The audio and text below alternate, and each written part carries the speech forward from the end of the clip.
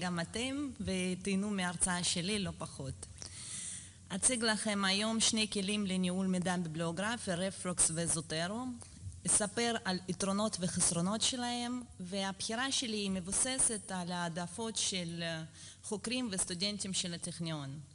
ניהול מידע היום הוא חלק חשוב מאוד לחוקרים ולסטודנטים שלנו. הוא אחד מהנושאים המורחבים ביותר של להיות חוקר. הבעיה שעימה צריכים להתמודד חוקרים וסטודנטים היום היא לא איסוף החומר, אלא הצורך לארגן אותו בצורה יעילה ונוחה. בזמן כתיבת העבודה נאספים הרבה מסמכים מפוזרים בכל מיני מקומות, במחשב, על הדסקטופ, בתיקיות שונות במחשב, במחשב נייד, בדיסק און קי, במיילים, טוב אם יש רק מייל אחד, בניירות, בכל מיני מקומות, נורא קשה לרכז הכל במקום אחד ולהציג אותו בצורה לפי כללים מקובלים ובצורה יפה. אז כדאי שלא יוצר מצב כזה, יש צורך לפנות לאיזשהו כלי שיכול לעזור בריכוז של החומר ושיכול לחסוך את הזמן שלנו. אז בעצם כלי לניהול מידע ביבליוגרפי הוא מאגר אישי שמאפשר לרכז כל החומר במקום אחד ולמיין אותו לפי תיקיות, תת-תיקיות, לפי פרויקטים, לפי נושאים, תאריכים, וגם להציג אותו לפי כללים מקובלים בוורד. זאת אומרת, להביא ציטוטים תוך כדי כתיבת העבודה וליצור רשימה ביבליוגרפית. היום בשוק יש כל כך הרבה מגוון רחב של כל מיני תוכנות ופלטפורמות וכלים לניהול התוכן. והשאלה איך לבחור הכלי הטוב ביותר, הכלי המתאים ביותר למשתמש. לכל הכלים ולפלטפורמות יש יתרונות וחסרונות. חלק מהם דורשות חיבור לאינטרנט, חלק מהם דורשות הורדת למחשב, חלק מהם כן מאפשרים לשתף את החומר עם אחרים. חלק מפלטפורמות מאפשרות להביא רק רשומות ביבליוגרפיות, וחלק מאפשרות להביא כל סוג החומר, לדוגמה אודיו, וידאו, לצרף מאמרים בטקסט מלא. לפני שטכניון רכש מנוי לרפרוקס, השתמשו בעיקר בטכניון בתוכנת EndNote.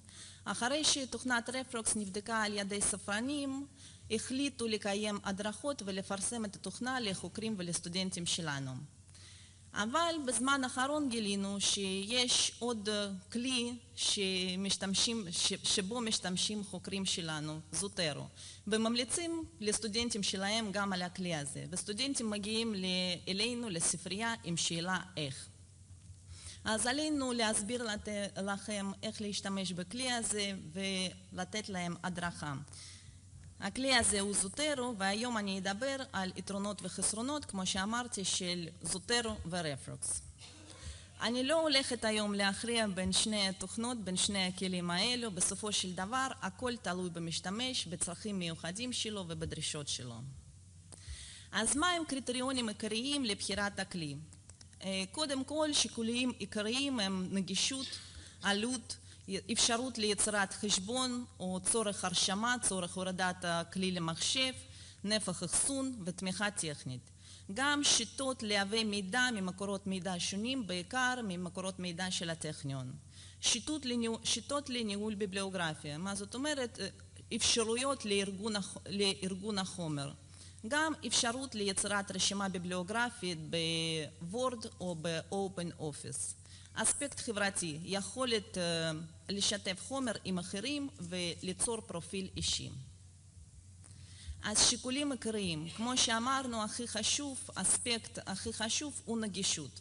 לדוגמה, תוכנת רפרוקס היא תוכנה אינטרנטית שנגישה 24 שעות ביממה מכל מקום שיש משם חיבור לאינטרנט. זוטרו היא תוכנה שיושבת על המחשב ולא דורשת חיבור לאינטרנט. מבחינת העלות, רפרוקס תוכנה היא בתשלום, היא לא חינמית, אבל אם למוסד יש מנוי לתוכנה, אז שימוש לקהילת המוסד הוא בחינם. ויש צורך ברישום ראשוני. הרישום ראשוני הוא מאתר של הספרייה, מכאן יש קישור לרפרוקס. ברגע כשנכנסים נפתח חלון ומזהה אותנו כמשתמשי של הטכניון, ומכאן ניתן ליצור חשבון חדש, או אם חשבון כבר קיים להזדהות. וכאן יש טלפונים ומייל לאן אפשר לפנות כדי לקבל תמיכה או עזרה. את הזוטרו ניתן להוריד חופשי מהאינטרנט, בעצם הוא פותח כתוסף חינמי לדפדפן פיירפוקס, והוא כלי מעולה למי שמשתמש בפיירפוקס, כי אין צורך להוריד אותו למחשב כתוכנה, הוא תוסף, הוא לא תופס מקום במחשב ובכלל לא משפיע על מהירות של המחשב. בנוסף לגרסה של הזוטרו שהוא תוסף חינמי לפיירפוקס, יש גם גרסה שאפשר להוריד את הזוטרו כתוכנה למחשב. הגרסה כתוכנה היא מתאימה למי שמשתמש בדפדפנים כרום וספארי. החיסרון של הזוטרו שהוא לא עובד בכלל באינטרנט אקספלורר. ברגע כשהזוטרו מותקן למחשב, אז מתקבל בצד ימין למטה סימן של הזוטרו. רפרוקס עובד עם 4 דפדפנים הכי שימושיים. בנוסף לשתי גרסאות של הזוטרו, שהוא תוסף וגם תוכנה, יש גרסת הווב שמאפשרת ליצור קבוצתיות לצורך שיתוף החומר, וגם מאפשר ליצור פרופיל אישי. מבחינת נפח אחסון, ברפרוקס אפשר להגיד שמקום כמעט לא מוגבל, אפשר לצרף קבצים בפורמטים שונים, מאמרים בפול טקסט, PDF. בזוטרו מקום מוגבל עד 300 מגה-בייט, ואם רוצים מקום נוסף אז הוא בתשלום, ומידע על המחירים אפשר למצוא באתר של הזוטרו, של התוכנה. מבחינת השפות, גם רפרוקס וגם זוטרו עובדים עם שפות רבות. מבחינת התמיכה, באינטרנט חופשי, ביוטיוב, קיימות כל מיני טוטוריאלס, דוקומנטיישנס, כל מיני מדריכים, גם דרך אתרי של כל מיני ספריות ניתן למצוא כל מיני חומר וגם תמיכה טכנית. כמובן שאפשר לפנות אלינו לספרנים, אבל מה שחשוב כאן ויתרון משמעותי של הרפרוקס, שיש צוות מקצועי. ואם נגיד יש איזושהי שאלה טכנית שאין לנו תשובה עליה, אז אפשר לפנות למישהו במייל, לבן אדם מסוים, ולקבל את התשובה והסברים, שזוטרו לא מאפשר לעשות את זה. ברגע שזוטרו מותקן למחשב, מהם שיטות לייבא מידע? בשורת הכתובת, במחשב שבו מותקן זוטרו, מתקבל סימן של הכלי. לדוגמה, אם רוצים להביא מספר רשימות ביבליוגרפיות, אז זה סימן של התיקייה. אם רוצים להביא רשימה ביבליוגרפית עבור מאמר מסוים או עבור ספר מסוים, אז מתקבל סימן של הספר או של המאמר. אותו דבר, אם רוצים להביא משהו מיוטיוב, הרצאה או שיעור, אז מתקבל סימן של הוידאו. לדוגמה, איך מעבירים רשימות ביבליוגרפיות ממאגרי מידע. לדוגמה, לקחתי מאגר מידע הכי שימושי והכי מרכזי בטכניון, Engineering Village, ואיך ניתן להעביר לזוטרו רשימות ביבליוגרפיות. כמו שאמרתי, בשורת החיפוש יש סימן של התיקייה. ברגע כשלוחצים עליו מתקבל חלון שבו ניתן לבחור את מה שאנחנו רוצים להעביר לזוטרו. לוחצים על אוקיי, מתקבלת הודעה שהרפרנסים שאנחנו בחרנו נשלחו, הועברו לתוכנה. כדי לפתוח את הפלטפורמה יש להקליק על הסימן של הזוטרו למטה בצד ימין, ואז פלטפורמה נפתחת. פה אני רוצה לציין שלזוטרו יש יתרון מאוד חזק, שפלטפורמה לא נפתחת כל פעם כשאנחנו מעבירים, כשאנחנו שולחים את הרפרנסים. כמו ברפרוקס. ברפרוקס פלטפורמה נפתחת כל פעם, ואם אנחנו שלחנו כמה רפרנסים ונפתחו כמה חלונות, אז אנחנו הולכים לאיבוד איזה חלון הכי מעודכן, וצריכים כל פעם לעשות רפרש. איך מעבירים רשימות ביבליוגרפיות לרפרוקס? יש לסמן את התוצאות בדף של התוצאות, וכאן צריכים לדעת בדיוק על איזה כפתור ללחוץ. לדוגמה, ב-Engineering Village אנחנו יודעים שצריך ללחוץ על הדאונלוד. ברגע כשלוחצים על הדאונלוד מתקבל חלון הבא, שלב הבא, שכאן ניתן לבחור את הפורמט, ואז להעביר רשימות לרפרוקס. וכמו שאמרתי, מיד נפתח את החלון. אם לא היינו נכנסים לחשבון מקודם, אז מתקבל חלון שיש צורך להזדהות. אז כאן בטבלה הבאתי לכם אפשרויות איך ניתן להביא רשימות ביבליוגרפיות גם מזוטרו וגם מרפרוקס. ואנחנו רואים שבעצם מכל המאגרים לזוטרו אפשר להעביר רשימות ביבליוגרפיות באותה דרך, באותו סימן. מאוד אינטואיטיבי, וברפלקס צריכים לדעת בדיוק על איזה כפתור ללחוץ מכל מאגר. אפילו אם ניקח מקורות מידע מרכזיים כמו קטלוג, מאגר Engineering Village, Scopus, Web of Knowledge, אנחנו רואים שכדי להעביר מידע לרפלקס צריכים להשתמש בכפתורים שונים, כמו Save Email, Download, Export. בכוונה הוכנסתי לטבלה מאגר בשם SciFinder, שהוא קצת בעייתי מבחינת העברת המידע לכלי לניהול ביבליוגרפיה. למה? רואים שבזוטרו, כשאנחנו מקבלים תוצאות מ-SciFinder, בשורת הכתובת בזוטרו לא מקבלים סימן של הזוטרו, כי אין אפשרות להביא מספר רשימות ביבליוגרפיות בבת אחת. אבל כשנכנסים לרשומה מסוימת, כן קיימת אפשרות כזאת, שרפלקס לא מאפשר בכלל להעביר רשימות ביבליוגרפיות בדרך ישירה לרפלקס. יש צורך לשמור כל התוצאות במחשב, ואז להיכנס לרפלקס ולמשוך את התוצאות משם. יש עוד מאגרי מידע שרפלקס גם לא מאפשר להעביר מידע בדרך ישירה, שאפשר רק דרך המחשב. גם הוכנסתי לכאן גוגל סקולר. זוטרו כן מאפשר להעביר מספר רשימות ביבליוגרפיות בבת אחד מגוגל סקולר, ורפלקס לא מאפשר לעשות את זה. מה לגבי טקסט מלא? לגבי העברת המאמרים בטקסט מלא לכלי. זוטרו כן מאפשר לעשות את זה, אבל על מנת להעביר את המידע ביבליוגרפי בטקסט מלא, יש צורך להיכנס לאתר של הספק. אז נכנסים למאמר מסוים, ומכאן מתקבל סימן של הזוטרו, סימן של המאמר, וכשלוחצים עליו מתקבלת הודעה שהרשומה הועברה לזוטרו. ואם נכנסים לפלטפורמה, פה ניתן לראות שרשומה כאן בצירוף של קובץ PDF וקישור לאתר מאיפה הגיעה הרשומה הביבליוגרפית. מה לגבי הרפלקס? בינתיים רפלקס לא מאפשר באופן אוטומטי להעביר מאמרים בפול טקסט, אבל פרוקווסט השנה מצא מוצר חדש וייחודי בשם Request Flow, שכן יאפשר לעשות את זה, יאפשר להעביר מאמרים בטקסט מלא. בנוסף, הוא כן יאפשר לשמור אתרי אינטרנט בקליק אחד, שבינתיים רפלקס לא מאפשר לעשות את זה, רק בהורדת פלאגין נוסף RefGrabit, וגם יאפשר סימון קטעי טקסט והעברת אותם למאגר כהערות, אבל הוא בתשלום. בעצם כל הפלטפורמה, כל התוכנה לניהול ביבליוגרפית מאפשרת ליצור תיקיות, תת-תיקיות, מאפשרת לערוך מידע ביבליוגרפי, להוסיף תגים, קישורים, הערות. גם רפלקס וגם זוטרו מאפשרים לבצע חיפוש בתוך המאגר, מאפשרים לחפש פרטים על ידי ISBN. רפלקס מאפשר חיפוש גם בקטלוגים שונים בעולם, שזוטרו לא מאפשר לעשות את זה דרך הפלטפורמה.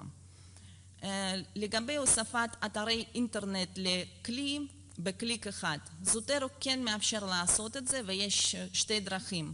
מאתר עצמו, כשאתר פתוח בעזרת העכבר אפשר לעשות את זה, או דרך הפלטפורמה. בפלטפורמה יש סימן שמאפשר לעשות את זה, כפתור שמאפשר לעשות את זה. כדי לעשות את זה ברפלקס יש צורך להוריד פלאגין נוסף בשם RefGrabit, ואז גם ניתן לעשות את זה. יתרון משמעותי ונוסף של הזוטרו, שהוא מאפשר להוסיף הערות לא קשורות לרשימות ביבליוגרפיות. מה זאת אומרת? בזמן כתיבת העבודה או בתהליך המחקר, פתאום יש איזשהו רעיון. אז מה אנחנו עושים? אנחנו שוב מקלידים אותו לאיזשהו מסמך וורד ששומרים אותו במחשב, ושוב חומר מפוזר, שוב לא הכל ביחד.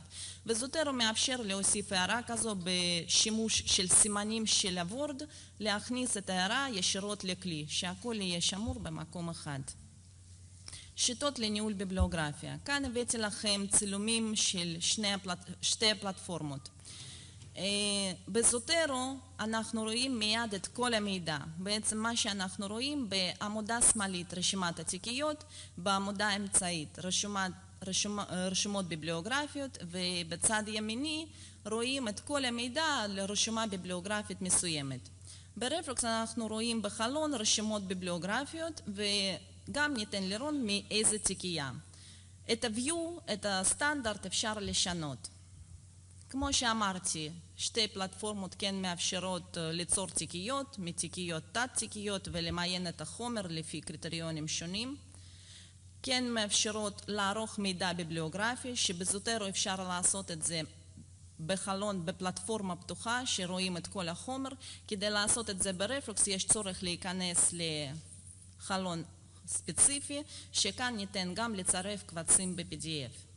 לגבי תגים, בזוטרו כבר רואים, כשפלטפורמה פתוחה כבר רואים את כל התגים, גם אפשר לסמן תגים בצבע, ואז רשומות ביבליוגרפיות קשורות לתגים גם תהיו מסומנות באותו צבע. ברפלוקס צריכים להיכנס לחלון ספציפי כדי לראות את התגים, והתגים ברפלוקס הם בשם descriptors. אפשרות הוספת הערות לא קשורות לרשומות ביבליוגרפיות. כמו שאמרתי שזוטרו כן מאפשר לעשות את זה, וברפלוקס בינתיים אי אפשר לעשות את זה. חיפוש מידע בתוך המאגר. שניהם כן מאפשרים לבצע חיפושים בתוך המאגר לפי קריטריונים שונים. יצירת רשימה ביבליוגרפית. כדי לעבוד עם התוכנה מול הוורד יש צורך גם בזוטרו וגם ברפלוקס להתקין למחשב פלאג אין. ברפלוקס הוא נקרא Write Inside ובזוטרו פלאג אין לזוטרו, וברגע שמתקינים אותם למחשב מתקבל תפריט בוורד שמאפשר להביא ציטוטים תוך כדי כתיבת העבודה וליצור ולהתקין רשימה ביבליוגרפית. אספקט חברתי. רפלוקס מאפשר ליצור קישור לתיקייה מסוימת ולשתף את הקישור עם אחרים. אפילו ניתן לשלוח את הקישור הזה במייל לאנשים שלא משתמשים ברפלוקס ושאין להם בכלל חשבון ברפלוקס. גם רפלוקס מאפשר למספר משתמשים ליצור חשבון משותף, וניתן למספר משתמשים לעבוד באותו חשבון בו זמנית. בזוטרו, בעזרת גרסת הווב ניתן לשתף את האוסף עם אחרים. זוטרו מאפשר ליצור קבוצות ולהביא לשם כל הרשימות ביבליוגרפיות ולהשאיר לדוגמה קבוצה פתוחה שאחרים יוכלו לראות הכל מה שמופיע שם. ניתן גם לחפש קבוצות בזוטרו לפי תחומים, לפי תחומי מחקר, ועם קבוצה פתוחה להביא רשימות ביבליוגרפיות מקבוצה לפלטפורמה. גם זוטרו מאפשר ליצור פרופיל אישי, אפילו מאפשר לצרף קורות חיים וכל המידע. גם זוטרו מאפשר לחפש אנשים או חוקרים מכל התחומים לפי תחומי מחקר שלהם. העברת האוסף מכלי אחד לכלי אחר. גם זוטרו וגם רפלוקס כן מאפשרים להעביר את האוסף לכלים אחרים. רק מה שכן שלזוטרו יש יותר פורמטים, יותר אפשרויות להעברת האוסף. וכאן נוצרות שתי שאלות. מה קורה כאשר המוסד מפסיק את המנוי, לדוגמה על הרפלוקס? מה קורה במקרה כזה? אז יש להודיע לסטודנטים שהם צריכים או לרכוש מנוי אישי ולהמשיך להשתמש ברפלוקס, או להעביר את כל האוסף לפלטפורמה, לכלי אחר. מהו התהליך העברת הנתונים לכלי אחר במוסד? אז קודם כל צריכים לשים לב לפני כמה זמן מראש צריכים להודיע לאנשים שאנחנו עומדים לבטל על המנוי. כי לדוגמה יש חוקרים שנמצאים בשבתון, או סטודנטים בהפסקת לימודים, או סטודנטים שעוברים מתור לתור, ושלא יצר מצב כשסטודנט חוזר ללימודים ומגלה שכל האוסף שלו הלך. אז חשוב מאוד לתת התראה מראש, אולי לפני חצי שנה או אפילו יותר. אז יש גם לרפלוקס ולזוטרו יתרונות וחסרונות נוספים ביניהם ומול התוכנות וכלים אחרים, אבל סך הכל שניהם הם כלים מעולים בשימוש באקדמיה.